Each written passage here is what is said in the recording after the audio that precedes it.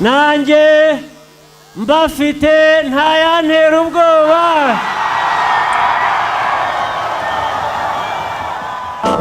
Dandambara yantera ubwoba. Dandambara yantera ubwoba.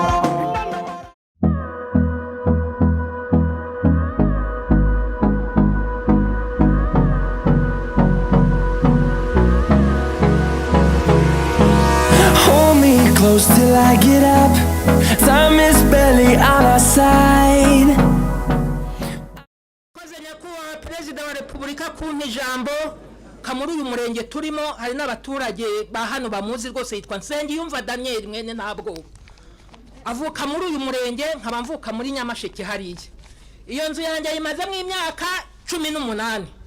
Ibi bintu ubonye inzego zose z'ubuyobozi zafatikanye bandangirize ikibazo, ariko muri gakeya bamaze kumfata mu gitondo cyaho ubwo heruka muri Nyamasheke ntacyo biri butwongereho yaje kunyaka inomero za amakuru yose. Ufate ibyangombwa by'umudamu hanyuma ndashaka wowe na Minisitiri Kaboneka icyo kibazo muzakirebe neza mu gifatira umwanzuro.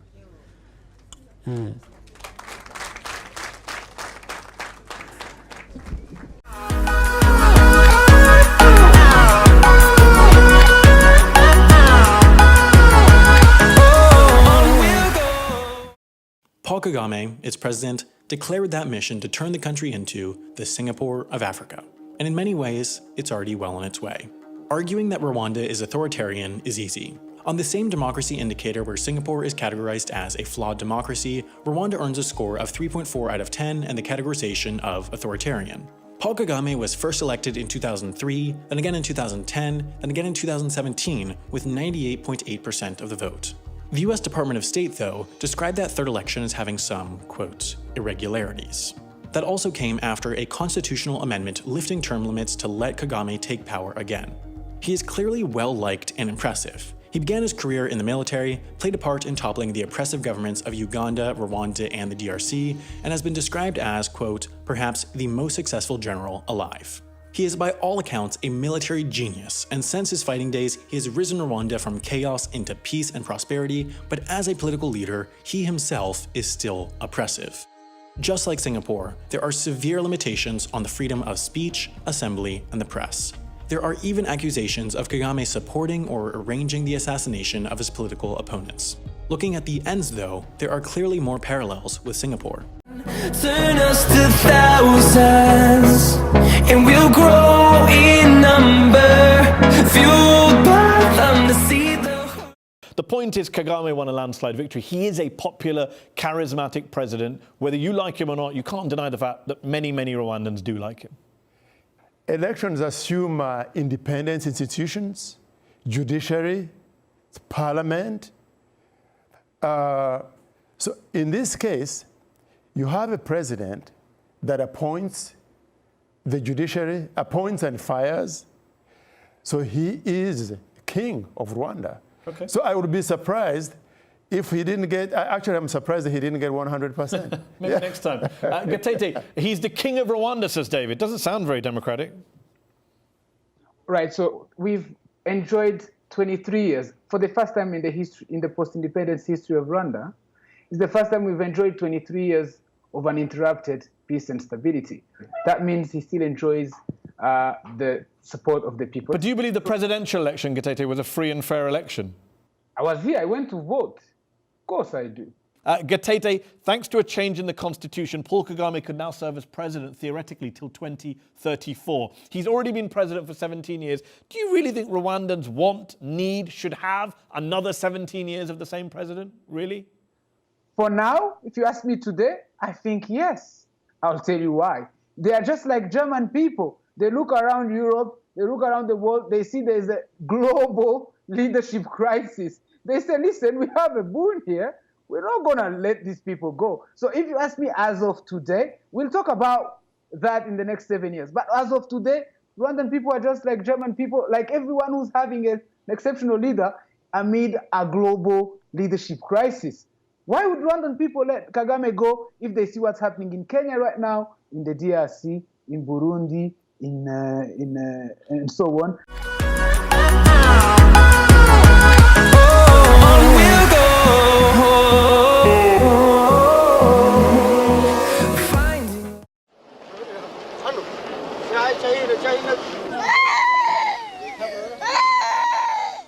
that 25 years ago, the average Rwandan had a life expectancy of 28 years.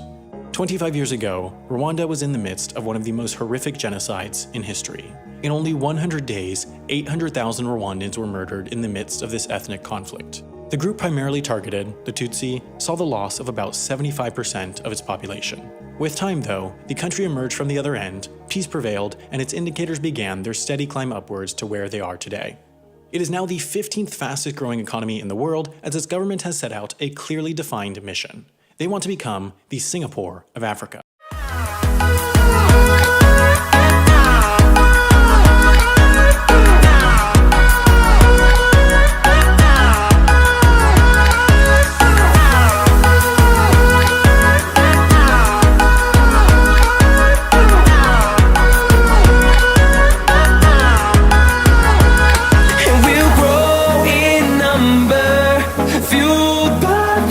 See the horizon, turn us to thousands, and we'll grow in number, fueled by them to see the horizon, turn us to thousands, and on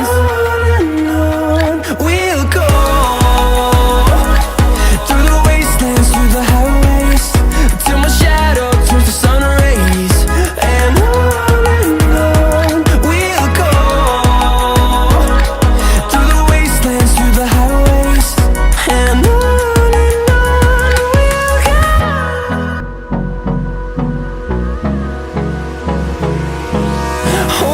close till I get up. Time is barely on our side. I don't wanna waste what's left. The storms we chase are leading us, and love is all we'll ever trust. Yeah, no, I don't wanna waste what's left. And on we'll go, through the wastelands, through the highways, till my shadow turns to sun rays, and on we'll go, through the wastelands, through the highways, and on we'll go.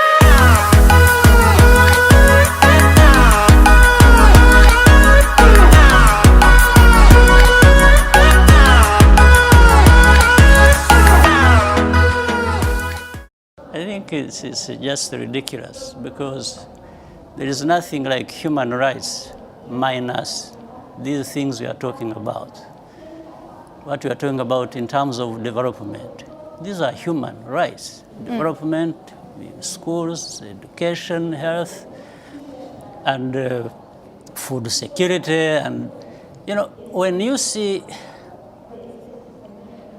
now, the level of poverty has decreased almost by 60%. So these people, these human beings with improved lives and participating in that themselves to improve their own lives, gets lost in what the whole list you've been spelling out as if, you know, what is in Rwanda is really hell. In fact, forgetting the hell that we have gone through, that we stood against and sorted out when you were there just talking about more or less nonsense. Because do you reject the accusations, for example, from it's Amnesty rubbish, International? absolute rubbish. You reject Rwanda that? is completely different from what it was 25 years ago. In fact, maybe you need to be looking around in Europe. You are violating people's rights. When we have this problem of people being bundled and sent back to sink in the Mediterranean and so on, and so many people being mistreated in your own countries. Why don't you talk about your human rights and stop just offloading everything? Well, this is a development conversation, so no, in the context of development. You are not the one to determine what conversation or what points to raise in any conversation. You are asking questions, this is what I'm saying. You are asking questions and you are giving yourself answers. Stop this superiority complex nonsense about human rights. You think you are the only ones who respect human rights, or others it's about violating human rights. No, we've fought for human rights and freedoms of our people much better and more than anyone, including you people who keep talking about this nonsense. Where we have taken our country from and where it is now speaks for itself. The rest of the story just comes from this complex. You know, these two worlds where there are people who know everything about human rights and all kinds of things, and another world where people are just people who don't know. But these are our human rights. It's not, when we respect the things we respect in our countries, it's not for you, it's not for anybody else, it's for ourselves. Is it not So a universal you don't sit right? there.